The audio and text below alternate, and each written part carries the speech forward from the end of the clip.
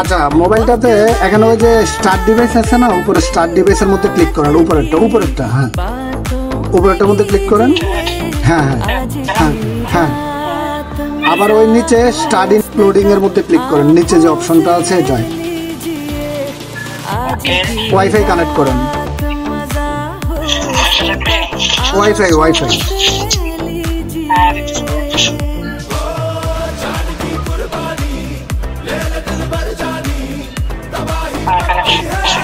আচ্ছা, কানেকশন হলে back then. আবার ব্যাক দেন। ভাই মোবাইলটা সেন্টারে রাখার চেষ্টা করেন।